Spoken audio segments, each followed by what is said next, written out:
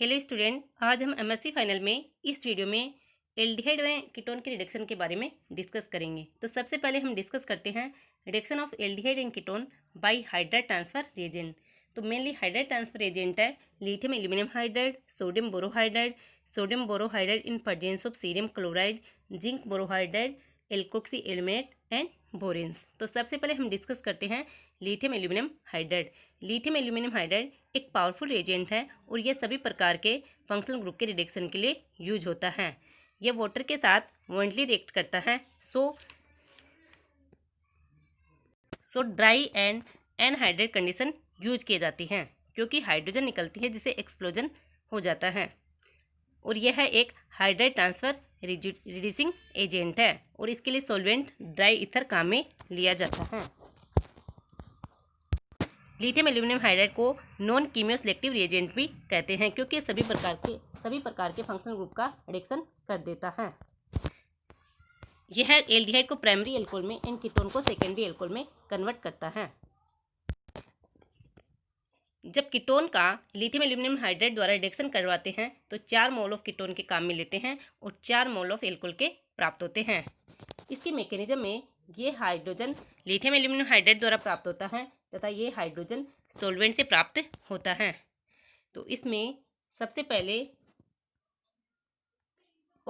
Electron का oxygen की ओर transfer होता है और ऑक्सीजन पर नेगेटिव चार्ज आता है तथा कार्बन पर पॉजिटिव चार्ज आता है।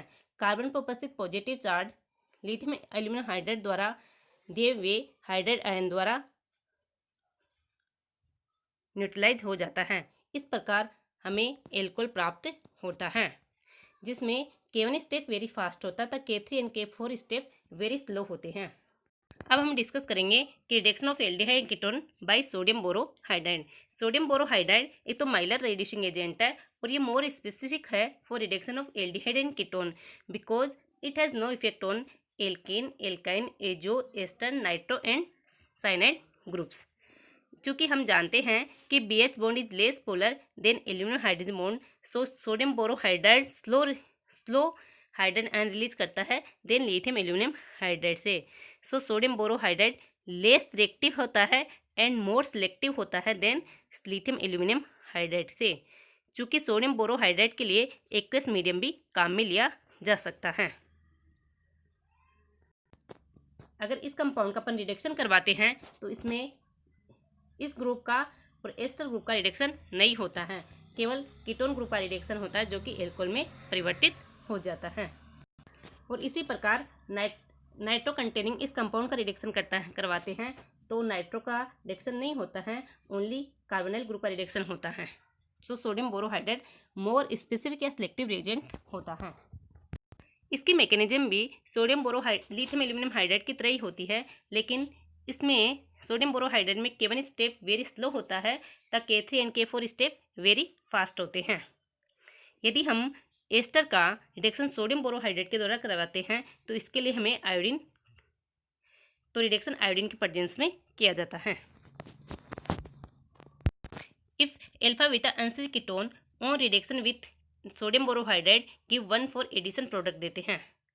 यदि हम एल्फा बीटा अनस्विच कीटोन का रिडक्शन सोडियम बोरोहाइड्राइड के द्वारा करवाते हैं तो 1,4 एडिशन टेक प्लेस होता है और हमें 100% यह कंपाउंड प्राप्त होता है जो आइसोमेरिज्म द्वारा साइक्लोपेंटेनोन में कन्वर्ट हो जाता है।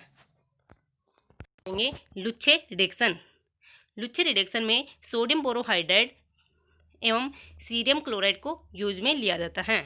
सोडियम बोरोहाइड्राइड एवं cerium chloride less reactive carbonyl group का रिडक्शन करता है, मीन्स यह कीटोन का रिडक्शन करता है एल्डिहाइड के प्रेजेंस में और कॉन्जुगेटेड कार्बोनिल ग्रुप का रिड्यूस करता है अवर unconjugated carbonyl group.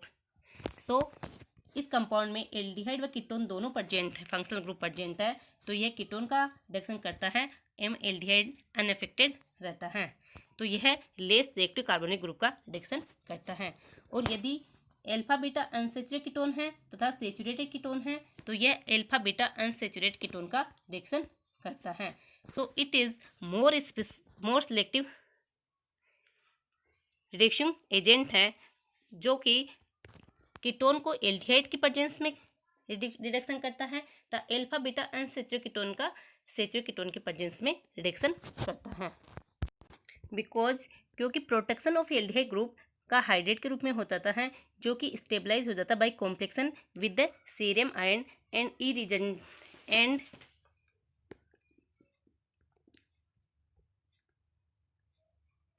Is regenerated during hydration of product. तो इसमें हाइड्रेट के रूप में एल्डिहाइड का प्रोटेक्शन हो जाता है, जो कि सीरियम आयन के साथ कॉम्प्लेक्स बनाकर स्टेबलाइज हो जाता है, जिसे वापस रीजनरेट कर लिया जाता है प्रोडक्ट में। डिस्कस करेंगे zinc borohydrate. Zinc borohydrate aldehyde का रिडक्शन करता है अवर कीटोन में। यदि किसी कंपाउंड में एल्डिहाइड व कीटोन दोनों ग्रुप प्रेजेंट हो तो ये है एल्डिहाइड का रिडक्शन करता है। इसी प्रकार alkoxy aluminate are more selective than lithium aluminium hydride and it is selective agent for reduction of aldehyde and ketone into alcohol. इस कंपाउंड में नाइट्रो ग्रुप है एंड एल्डिहाइड ग्रुप है, तो यह ओनली एल्डिहाइड ग्रुप का reduction करता है, nitro group का रिडक्शन नहीं करता है, मोर सेलेक्टिव एजेंट है। यदि यहाँ लिथियम एल्यूमिनियम हाइड्राइड की बात की जाए तो यह नाइट्रो ग्रुप का भी रिडक्शन करता है। तो alkoxy aluminate are more selective होते हैं देन लिथियम एल्यूमिनियम हाइड्राइड से। नाउ अब डिस्कस करेंगे रिडक्शन विथ बोरेन। जब हम बोरेन का रिडक्शन करवाते हैं तो addition of electron deficient boron to oxygen होता है तथा बाद में हाइड्राइड आयन का कार्बन की ओर ट्रांसफर होता है, जिसके हाइड्रोलाइसिस द्वारा हमें एल्कोहल प्राप्त होता है। यदि प्रोकैरियल सेंटर है तो एनेंशियोमेरिक फॉर्म यानी रेशमिक मिक्सर प्राप्त होता है, जिसका कि कौन सा मेजर एनेंशियोमेरिक फॉर्म बनेगा, इसका प्रिडिक्शन प्रिलोक्स रूल द्वारा किया जाता है। प्रिलोक्स कहता है कि if the steric hindrance between ligand and small groups attach to the carbonic group is large enough. यदि लिगेंड और स्मॉल ग्रुप जो कि कार्बोनिक ग्रुप से अटैच है उनमें स्टेरिक हिंड्रेंस लार्ज है तो reducing agent less hindrance size से अटैक करेगा और हमें एल्कोहल प्राप्त होता है। Prelog rules is mainly used in case of alpha keto ester of a chiral alcohol. जैसे ये एल्फा कीटो एस्टर दिया हुआ है तो सबसे पहले इसके लिए हमें करना होता है कि स्मॉल ग्रुप को प्लेन में रखना होता है। फिर हम देखते हैं कि स्मॉल ग्रुप को प्लेन में रखने के बाद में कि लार्जर ग्रुप का फेस किस तरफ है, यानी वह वेज पे है या डेज पे है। यदि लार्जर ग्रुप वेज पे है तो reducing agent less hindrance site यानी डेज से अटैक करेगा, और यदि लार्जर ग्रुप डेज पे है तो रिड्यूसिंग एजेंट मोर हिंड्रेंस साइट अर्थात वेज से। तो सबसे पहले इसमें देखते हमें स्मॉल ग्रुप को प्लेन में रखना होगा, फिर हमें देखना होगा कि लार्जर ग्रुप किस साइड है। हमेशा रिड्यूसिंग एजेंट का अटैक लार्जर ग्रुप के विपरीत साइड ही होगा, यानी लेस हिंड्रेंस साइड में होगा। यदि लार्जर ग्रुप डेज पे है तो वेज से अटैक होगा, और यदि वेज पे है तो डेज से अटैक हुआ। तो ये स्मॉल ग्रुप प्लेन में आ गया, तो सबसे पहले इसको चेंज कर लिया तो स्मॉल ग्रुप प्लेन में आ गया। अब देखते हैं कि लार्जर ग्रुप डेज पे है तो रिड्यूसिंग एजेंट का हाइड्राइड आयन वेज पे आएगा। तो इस प्रकार हम मेजर एनेंशियोमर की पहचान कर सकते हैं प्रिलोक्स रूल द्वारा।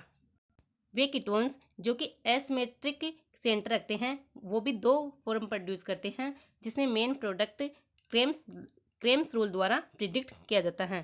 क्रेम्स रूल डाई स्टीरियोसेलेक्टिविटी को रिप्रेजेंट करता है। इसके अनुसार वह डाइस्टोमर प्रीडोमिनेंट बनता है जो कि जिसमें रिएजेंट लेस हिंड्रेंस साइड से कार्बोनिक ग्रुप की लेस हिंड्रेंस साइड से अटैक करता है। So the reduction of the ketone, the predominant alcohol arise by the attack of the reducing agent on the less hindered side of the carbonic group in the conformation. In case where there is a polar group on the carbon adjacent to the carbonic group, Crame's rule may not be followed because the conformation of the carbonic compound in the transition state is no longer determined by steric hindrance. जैसे ये S है तो S है तो यदि configuration S है तो hydrogen backward आएगा, और यदि कॉन्फ़िगरेशन R है तो हाइड्रोजन फॉरवर्ड आएगा।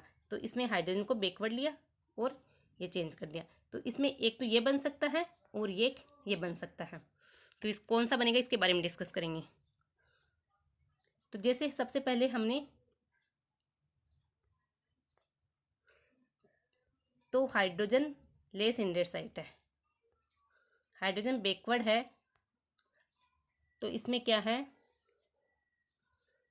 कि रिड्यूसिंग एजेंट उस साइड अटैक करता है जो कि लेस हिंड्रेड होती है। तो रिड्यूसिंग एजेंट लार्जर ग्रुप के विपरीत साइड में अटैक करेगा। तो इसमें ये मेजर कंपाउंड बनेगा और ये माइनर कंपाउंड बनेगा।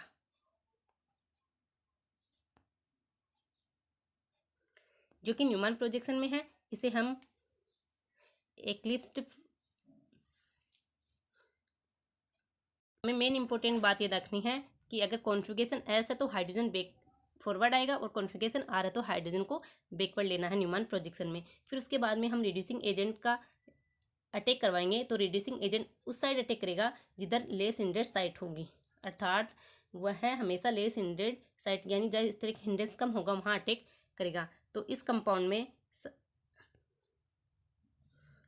कंपाउंड में इधर लेस हिंड्रेंस कम है और इधर हिंड्रेंस ज़्यादा है।